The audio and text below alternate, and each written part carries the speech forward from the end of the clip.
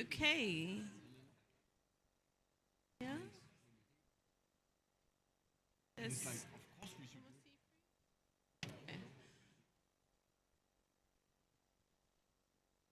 You want to try and fill the seat? Okay, good morning, everybody.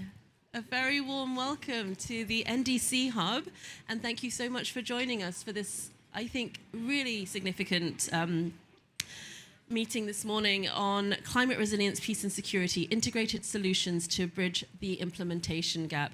As some of you might know, yesterday, the 15th of November, was the PRR Day, the Peace, Relief and Recovery Day, and this was the second time ever at COP that peace has had its own thematic day. And I think this is a really timely moment that UN Ops and Adelphi, along with the government of Somalia, have come together to bring this issue to what I think is a really critical gap in this discussion. It's the operational space. So I'm really looking forward to this discussion this morning. My name is Janani Vivekananda. I am the head of program for climate diplomacy and security at Adelphi, and it's my absolute honor to be moderating this conversation with you all this morning. And I am delighted to be joined by a fantastic panel who I will introduce shortly. But just to give you a few words to frame this conversation, we have peace here at COP because there's been over many years a growing realization that without peace there can be no climate action. There's no scope to sustain peace, to further climate action if there's no peace. When countries are in conflict or facing instability, it's hard enough for these governments or societies to think about reducing their greenhouse gas emissions, even though in most of these fragile contexts they're already very low. But certainly the capacity of already stretched governance structures and authorities to support the adaptive capacities of their people and build their resilience is additionally strained by climate when they're already facing their resilience being undermined by conflict risks. And similarly, climate is a catalyst. It can compound the existing drivers of conflict, be it societal, political, or economic drivers. It can make livelihoods more uncertain, harder to sustain, particularly in predominantly agricultural, agrarian, primary sector economies such as Somalia. It can force people to have to move either within their own countries or over borders, creating new tensions between host communities and those displaced people.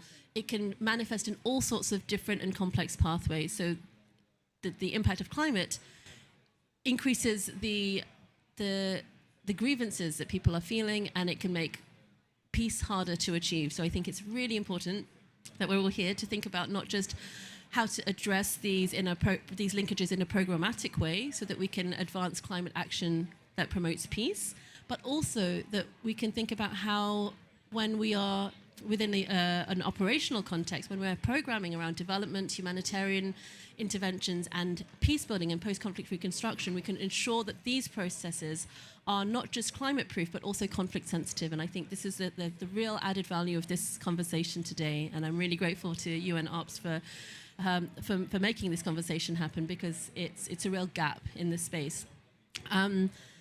So without further ado, we are absolutely honoured to have a keynote from Excellency Minister Khalija Mazkumi, the Minister of Environment and Climate Change from the Government of Somalia. Minister, the floor is yours.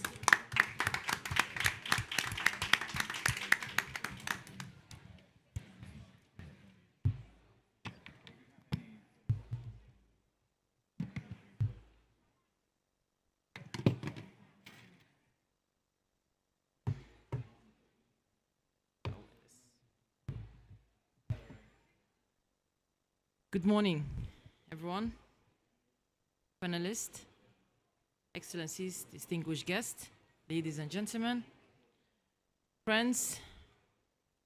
It's my honor to be with you today to share the important connection between climate resilience, peace and security, especially as they impact vulnerable and fragile states like Somalia.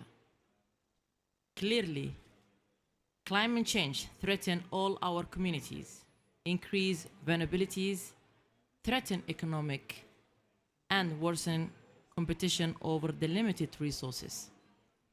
In Somalia, fragile connected contacts, we have witnessed how environmental pressure, like droughts and limited resources, fuel conflicts, cause displacement, and disrupt vital livelihoods. Our government is truly determined to sever these with the policy and particularly action include conflict resources and basic public service delivery. However, these are not enough. Addressing the climate changes of communities' vulnerability and violence means recognizing that climate resilience and peace building go hand to hand. One cannot be done without the other. Climate resilience is peace building, and peace building is a climate resilience.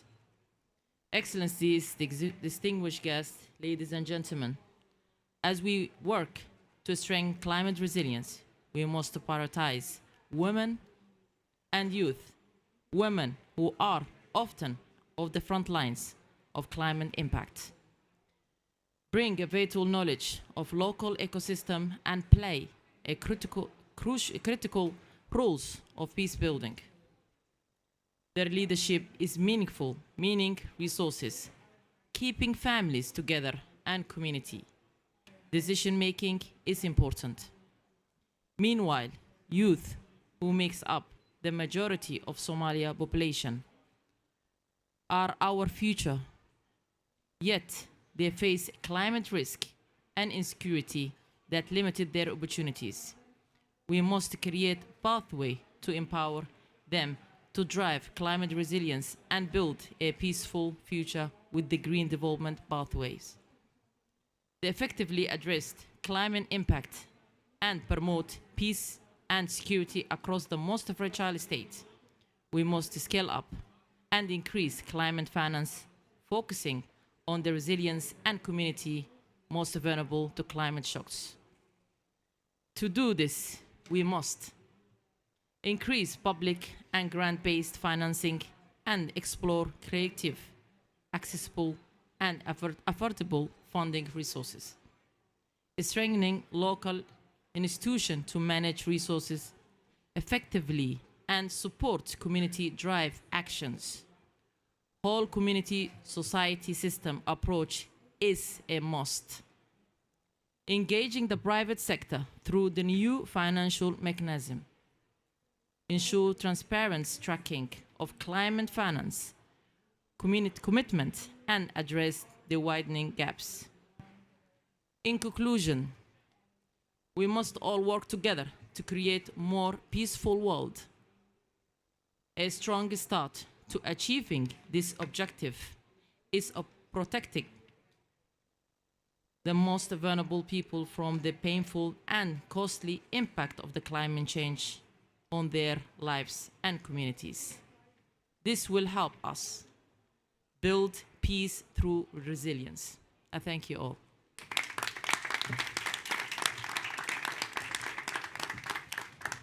Thank you so much, Excellency. I think that was a wonderful way to frame it, and some very clear action points, particularly around the need for financing to be more and better, and also the way that it's implemented locally and inclusively. And I think this is what we're going to be discussing today. And to that end, we have this fantastic panel. Let me start to my far right, Emily Potvin. Emily is the director of the Global Portfolio and Partnerships at UN Ops, and Emily brings over 20 years of experience in the public policy and government affairs domain, including working with the private sector, I think, which is a really important piece of this, which the Minister also touched on. Nisreen El-Saim, an environment and climate activist that probably needs no introduction whatsoever. Nisreen, you've dedicated your career to building community organizations. I've lost track of the number of organizations you've started, but I think most recently you've established the Climate Peace Youth Network. which is a really cool part of the inclusion piece of this story. To my left, Ola Tunke is the Undersecretary for Development and Policy at the Danish Ministry of Foreign Affairs. Ola, you've got over 2 decades of experience working in the Foreign Ministry, including in other conflict-affected and climate-affected regions such as Pakistan and Somalia, of course, and Christine Wegelein, who's the head of Climate and Security Division at the German Federal Foreign Office, where I've had the pleasure of working with Christina for many years, and has been also been part of the German delegation to the UN FCCC, so you've been on both sides of this, on the negotiation side as well as the climate peace side. So let's get into this conversation. I think I'd like to start with you, Ola Tunke. Denmark has been on the forefront of climate, peace and security work, really working on these interconnections. You're going to be joining you're an incoming member of the UN Security Council, and it's on the agenda once again there. What do you think that Denmark will be doing and should be doing on this particular theme of climate, peace and security, maybe with a focus on this, the first priority that the minister outlined around climate finance, the architecture, how to revise the architecture. Denmark's a core donor in many of the climate funds, big climate funds. What do you think Denmark can be doing and should be doing to advance some of the priorities that the minister touched on? Thank you so much, and also thank you very much for inviting us to be a member of this panel and this discussion, which I find really, really interesting. It's we were just talking, and I was thinking back to the first time I worked with Somalia back in 2009 to 13, and we had at that time we were building up our partnership with Somalia. And that was when they had one of the hunger in 2010, 2011 due to the climate changes, and also really severe conflict at that time. But the interesting thing was that climate and peace and security and development were not put together. And this is only 10 years ago, and we didn't put equations between the three, and we didn't think the three together. And the Danish partnership with Somalia at that time, that was, yes, we did this and this and this, and we did a lot of great things. But again, the awareness of how important it is actually to think these things together in order to solve them was simply not there. So just to start off with a point that I think we have come really, really a long way, because the new program that we are doing with together with Somalia, it's $150 million, and 50% of it is dedicated exactly to climate change and peace and that nexus.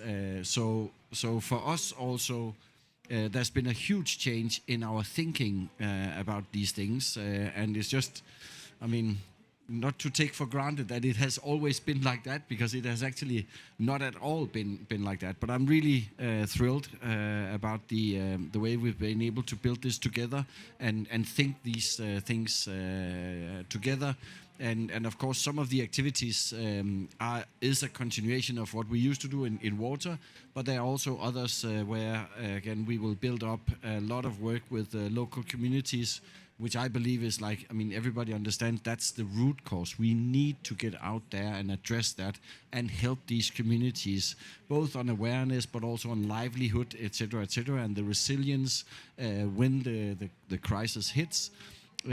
So for me, that's really, really important. And that's some of the lessons that we want to bring into the Security Council, where we enter. I think we are already what they call an observer in it, and so that means we have access to all the meetings right now.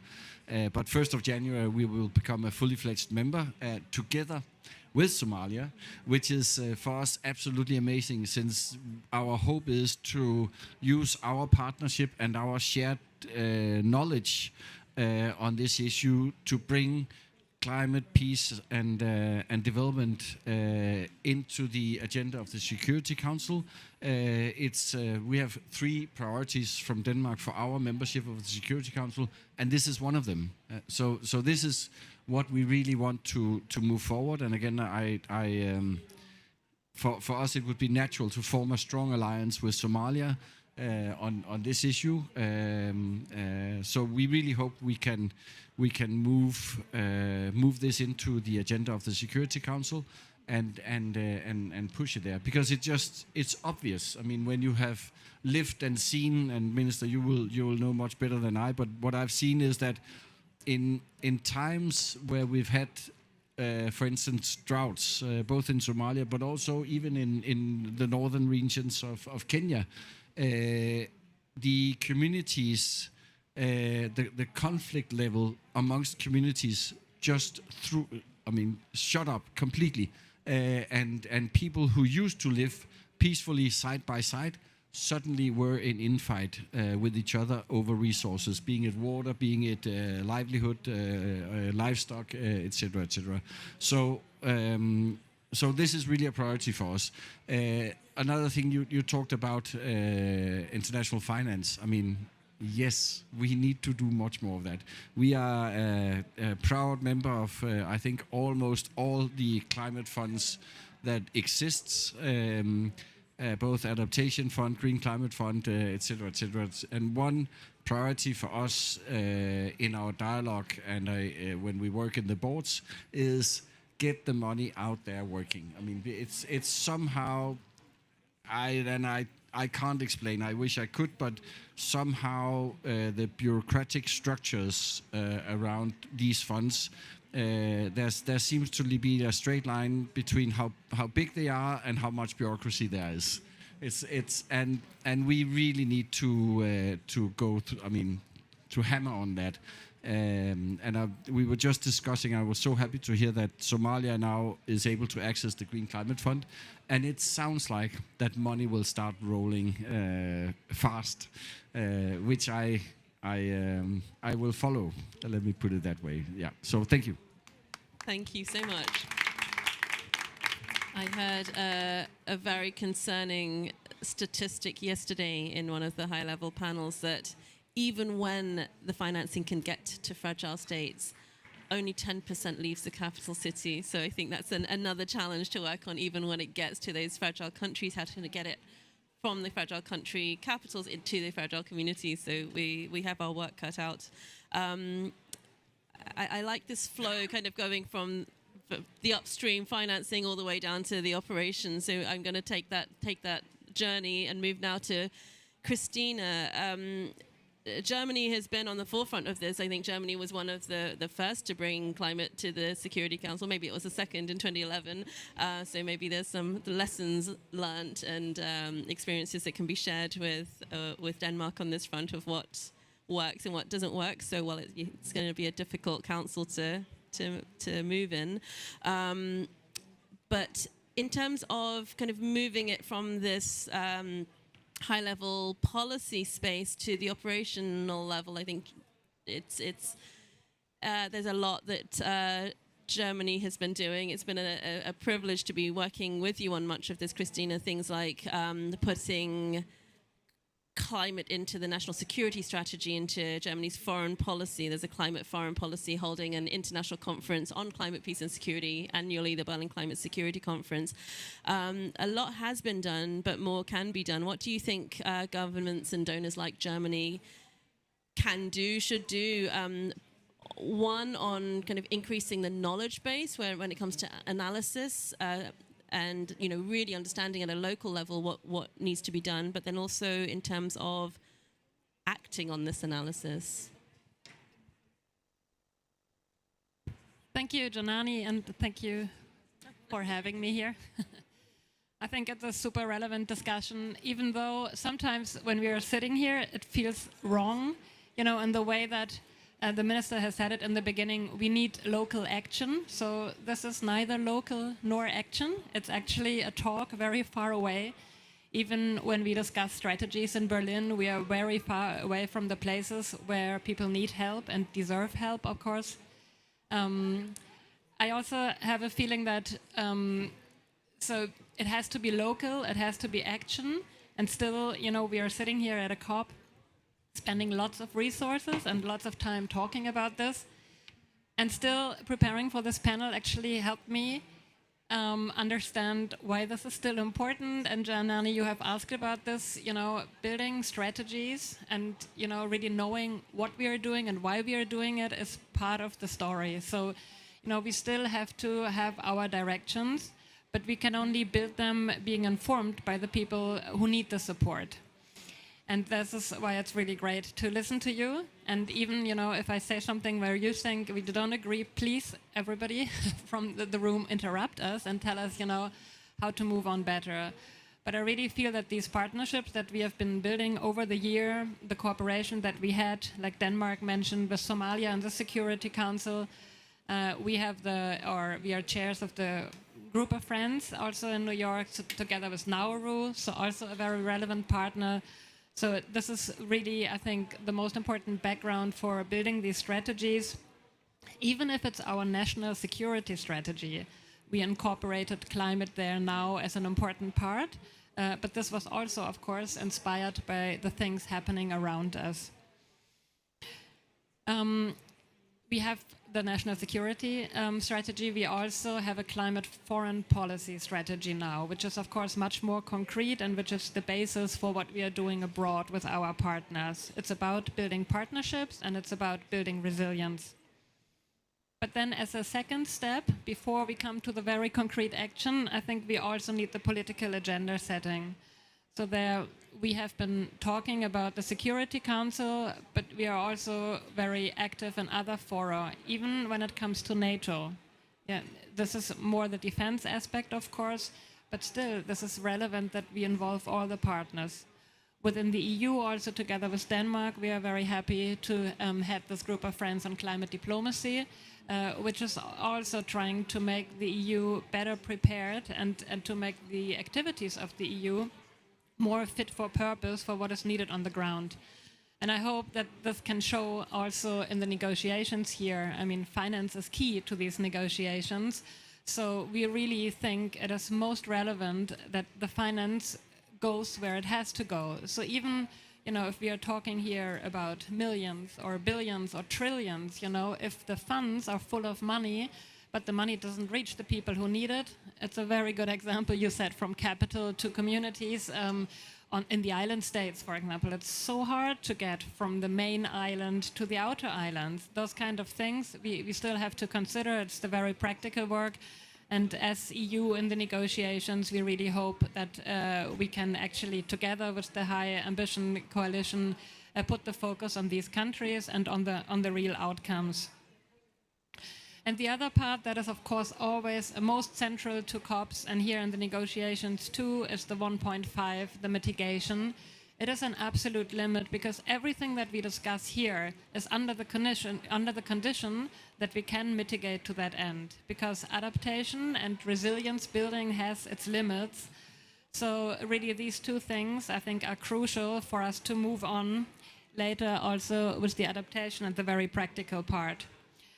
And then I said, this is 3 steps: strategy building, then the political agenda setting, as here, as in the Security Council, and then the third one, the practical solutions. But I think these solutions, they should also inform the other steps, of course. So when we are doing something on the ground, then we get the insight that we need to build the strategies. And I think one very, very perfect example from Somalia, and I hope that the colleagues from Somalia agree with me, is that actually quite a long time ago, also when we were in the Security Council last, we have pushed for climate security advisors to be in the UN missions. And the first to be employed there, and now the CSM, the Climate Security Mechanism in New York, has employed many more. But the first was actually in Somalia. He's still there. I think you're good friends with Chris Hodder. And I think he's here, good. I think really this cooperation and also the cooperation with the GCF colleagues on the ground made it possible to get the funds from the GCF, the example that we discussed earlier. So this really shows more of these interlinkages. I mean, you have said in your welcoming speech that you need peace for climate action. Janani says, you need climate action for peace. But you also need these, very concrete steps in the preparation of your national determined contributions, for example, in order for investors to feel safe and to really go to these countries and to know this direction. And that's maybe the last thing I want to say, because it's also relevant for the negotiations this year and last year.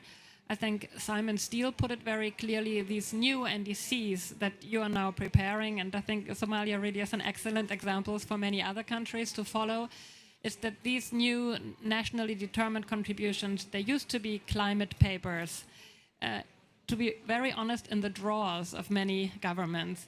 But they actually, the new ones, the 2.0, the new version of NDCs, they can be the most important planning documents for all our governments. So if they are the basis for infrastructure planning, for economic development, for investments, then we can really make sure that also the private sector is going in the right direction and that the development is going in the right direction and that we can secure funds. Thank you. Thank you. Thanks, Christina.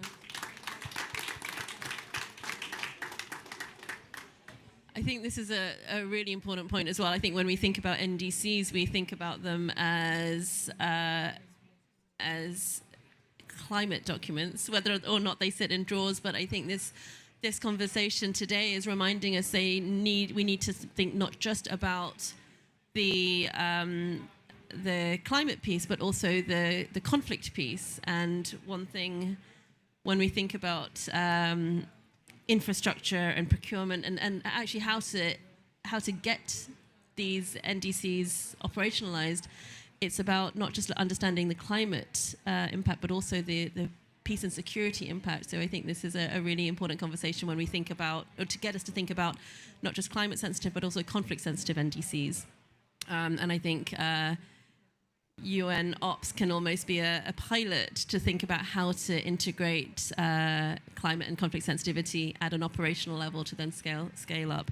To then continue on this flow from kind of financing to strategy, your 3-point strategy, political involvement, and then action. I think this is a perfect segue over to Nazreen. You've been working strenuously to ensure that the perspectives and experiences of young people, marginalized groups are included in these decision-making spaces and reflected in the decisions that are being taken when it comes to action to address climate security risks.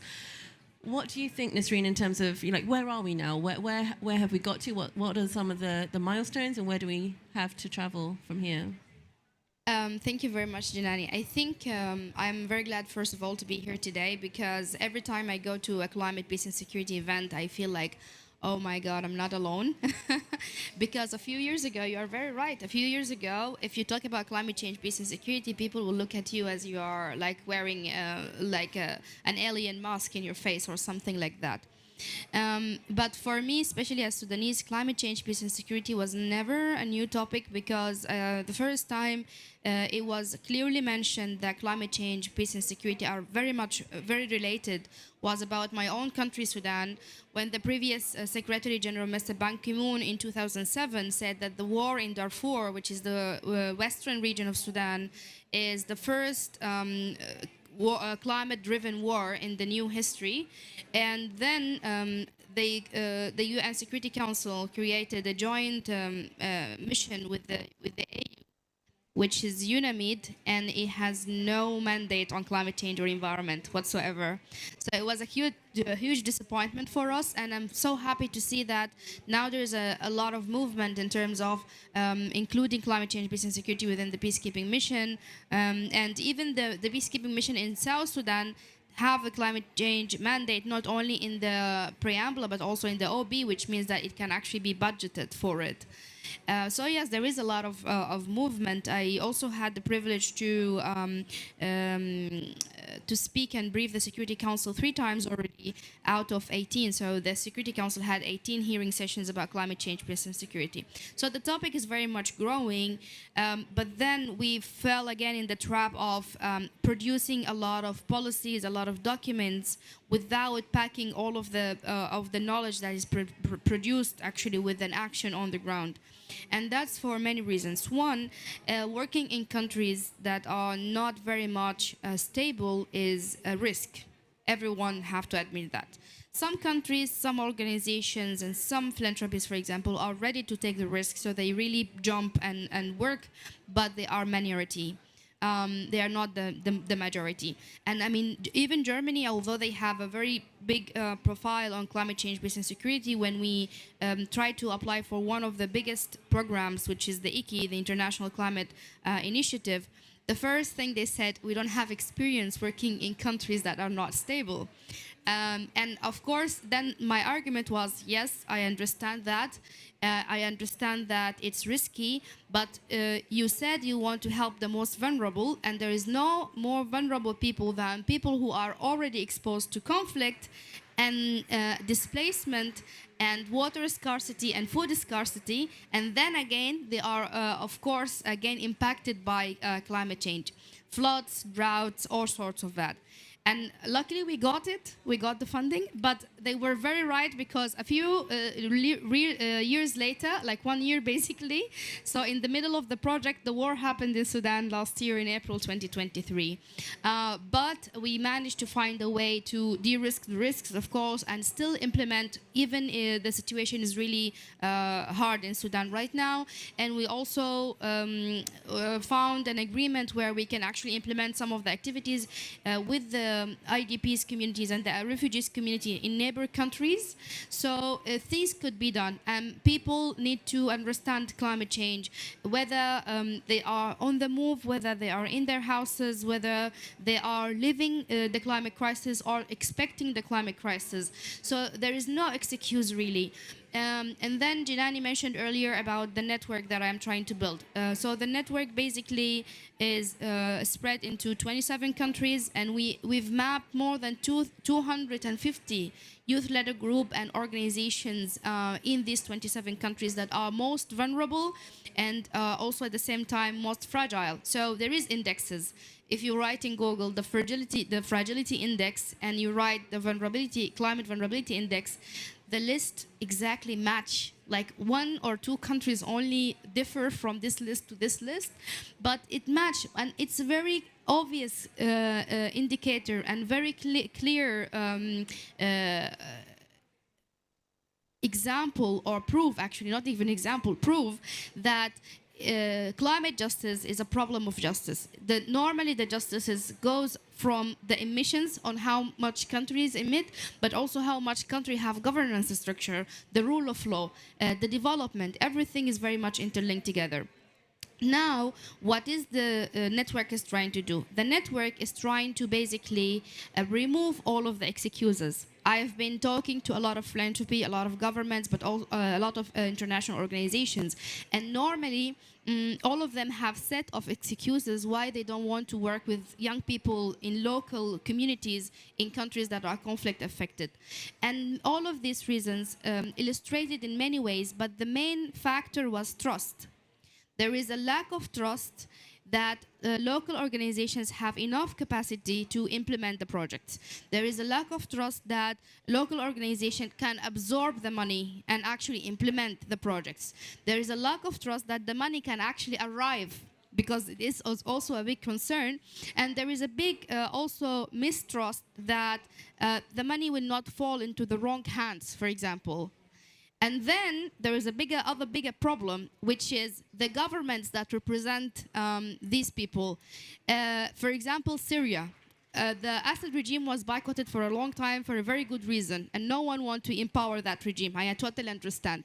But then, unfortunately, when you boycott a regime, you boycott the people too sometimes, especially with the multilateral funds like the GCF, like the JEF, for example, and many others. So how can we make the money go and the resources, but also the informations and the technologies to the people without always having to go through the government?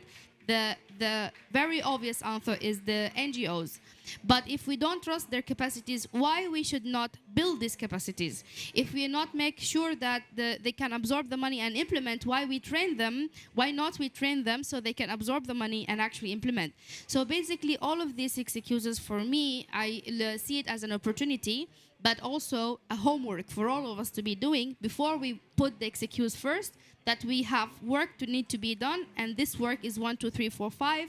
And basically, I hope after this network is alive and kicking and moving on the ground, I can proudly say there is no excuses anymore. You have to do it. Thank you. Thanks, Nasreen. Brilliant. No excuses. I like this. Removing the excuses. I think there are many excuses in this. There's the fact that climate and conflict come together to make things so much more complex. Complexity is often an excuse. The uncertainty is often an excuse. The lack of trust is an excuse. You mentioned building capacity to overcome that trust barrier. Perhaps there's also a piece in shifting the risk tolerance as well, and re-understanding that trust or mistrust in terms of just lowering expectations on the part of the donors. I mean, this is done in other sectors, so why not in climate? But thank you, really, really key points. If I may add something. Earlier, you mentioned that climate action cannot happen without peace, and peace cannot happen without climate action. And a lot of people say climate activists are peace builders. So I say no, actually, we are not peace builders, we are conflict preventers. And this is even better. We all learned in school that prevention is better than cure, yet we always wait for the catastrophe to happen to take action. So it is time to prevent the conflict from happening in the first place by actually doing climate action and empowering the local communities. Thank you. Wonderful, thank you. And now I think just to really ground us at the operational level. I'm delighted to now come to you, Emily.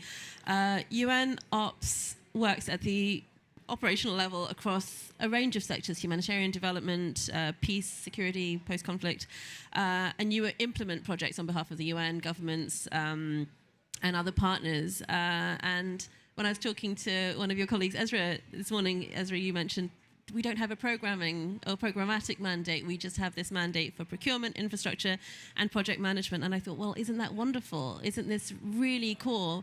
The programming is what we keep on saying should be localized. This needs to be done at the most local level with the communities and the network partners that Nasreen is working at.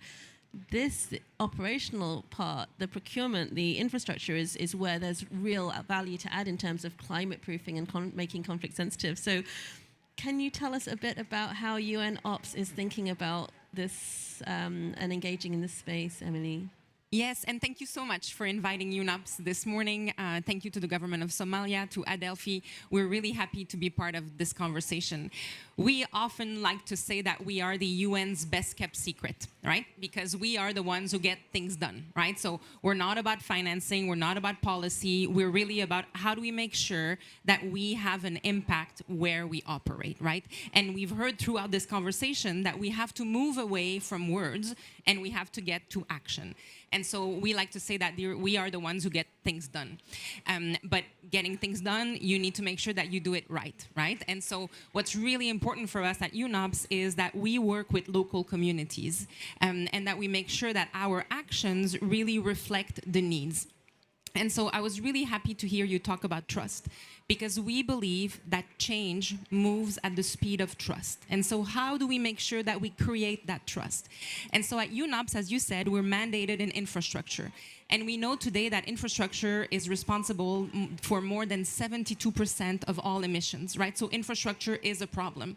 So when we're looking at rebuilding, when we're looking at building back better, we have to make sure that we have the right type of infrastructure. And so I'll give you an example. In Yemen, which is one of the most conflict-affected country in the world, we've been working with the World Bank in rebuilding roads, rebuilding schools, rebuilding hospitals. But we are rebuilding them differently, right? We're making sure that we are using the latest in terms of energy that's going to be less damaging to the planet. We look at off-grid solar power. We think of doing humanitarian and development work, but always keeping climate at the core of what we do. We're also always doing projects where we think about women, youth, all the vulnerable groups. So when we talk about infrastructure, we talk about inclusive infrastructure. Sorry for a French person, infrastructure in English sometimes and I have to say it many times. We think so not only about inclusive infrastructure, but it has to be resilient infrastructure. And so that's really at the core of what we do. In Haiti, again, another example of a country which is, right now with the gangs, with the violence, we still have to make sure that we provide services to the people. And so we are rebuilding clinics, in a way that is friendly to to the environment. And so I think what I just want everybody in the room to think of when you think of UNOPS is we want to make sure that we make a difference at the local level, because this is how you build the trust, right? When people's lives get better, when women are saying, hey, I know that if I give birth in that clinic, I'm going to be okay. This is really, really important to us. When it comes to the climate crisis, we think of it as a stability crisis, as an infrastructure crisis, as a security crisis. And so we're really happy to be hosting a number of organizations like the NDC partnership, which is working with countries and making sure that they develop, the right NDCs. We also host the Santiago Network, which is really focused on making sure that the loss and damage conversation moves from words again to implementation. And so we work, with governments and key actors in making sure that we have the right skills, the right capacities, the right people on the ground. And so we're very happy that we work with the government of Denmark, we work with Germany. I see a number of our partners in the room, because everything we do in partnership.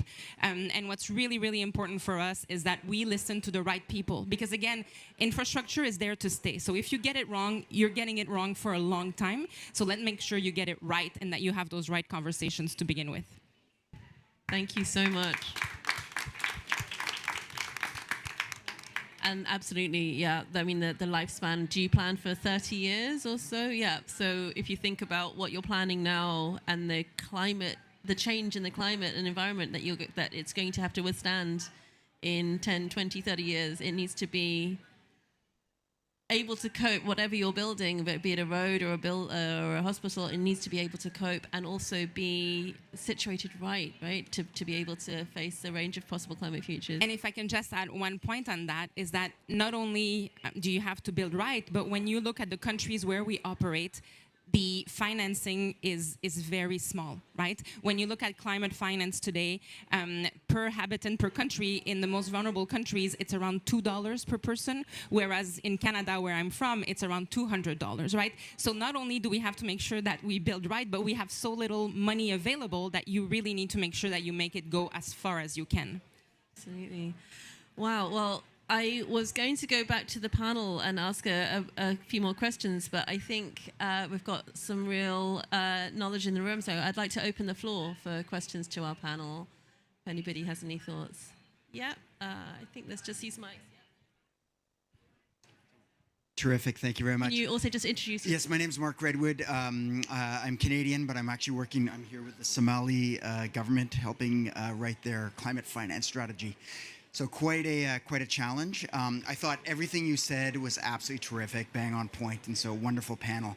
I'm still stuck though I can't reconcile, I'm struggling to reconcile the amounts of funding that are required for climate finance that are being discussed about, and the inability of countries to sort of implement appropriately. And so I understand that the UN can come in and support some of that, but I'd love to hear some reflections on how do you build that capacity in an effective way to get out of an insecure context in order to help countries that are emerging from insecurity or in insecure situations, fragile conflict-affected states, so to speak, to build up the capacity to actually implement effective projects and absorb the amounts of climate finance that are being discussed at COPs and other events.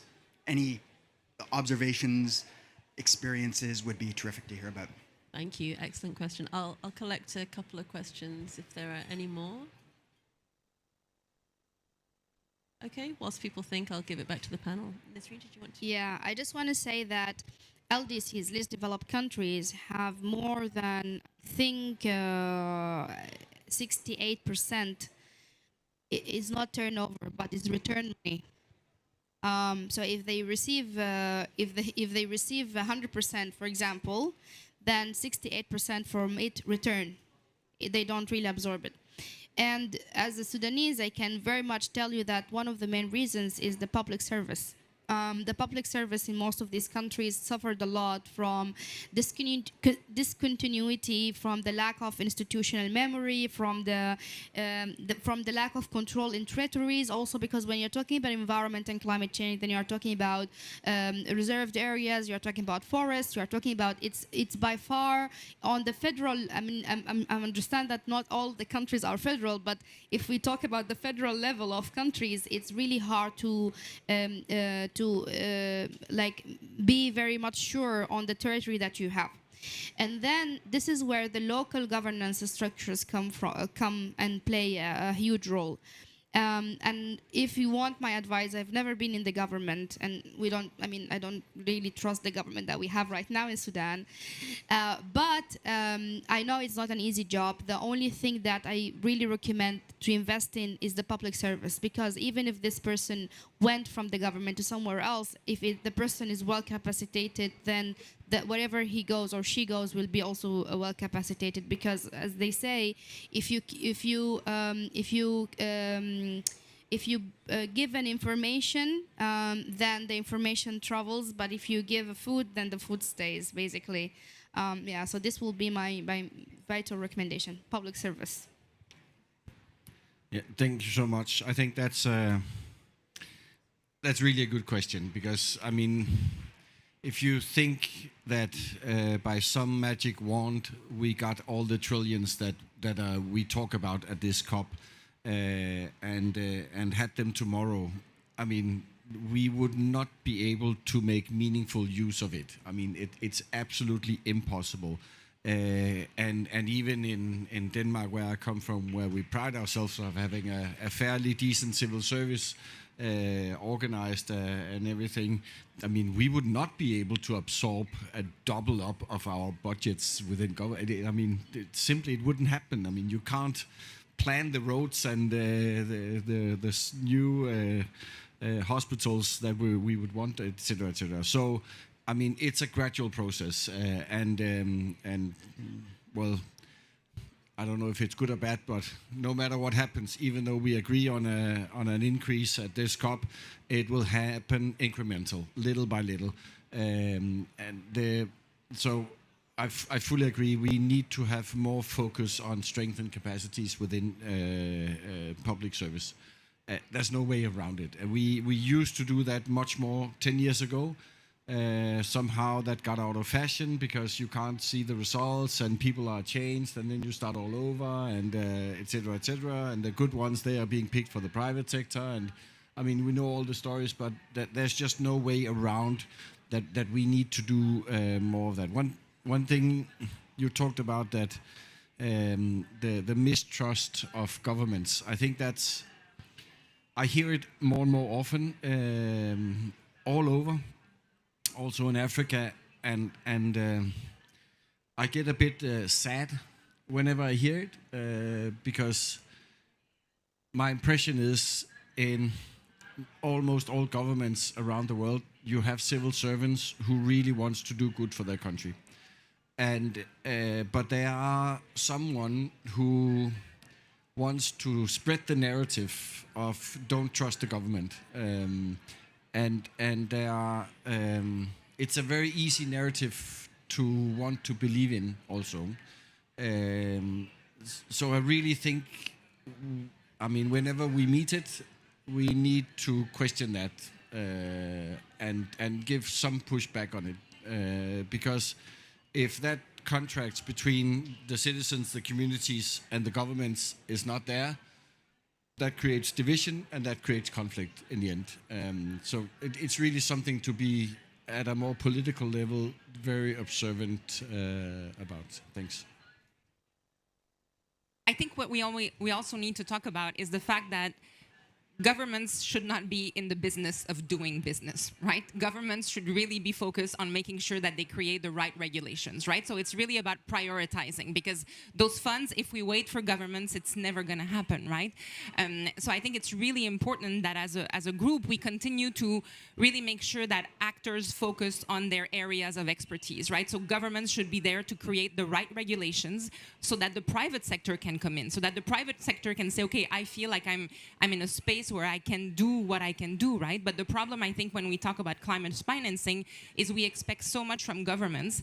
And as Ule and as Nazreen said, we can't expect governments to do all of it. However, what we can expect from governments, though, is that they create the right space for the private sector to come in. So it's about de-risking, because right now it is too risky in a lot of those countries for the private sector to be active. And so if governments focus on making sure that they provide an environment where the private sector can come in, and we have examples where we've done that at UNOPS, right? In Sierra Leone, we've started, with doing microgrids, and when the private sector saw that, okay, this is a space where they can actually make profit and people can benefit, then all of a sudden what we started with some really small clinics became grids for the entire village, and then grids for the entire city, right? And so that's a perfect example of the UN coming in and setting the stage for something to grow.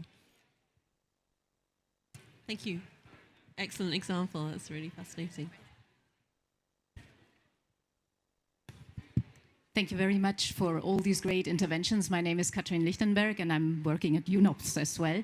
Listening to you right now, and I really think that you all made great points, and I think we heard also of the commitments from the governments from Somalia, your link to the youth, the part of it, and Emily's intervention right now about the capacity and so on. It seems to me, particularly when we're talking about resilience, peace and security and climate, that we need to connect the dots.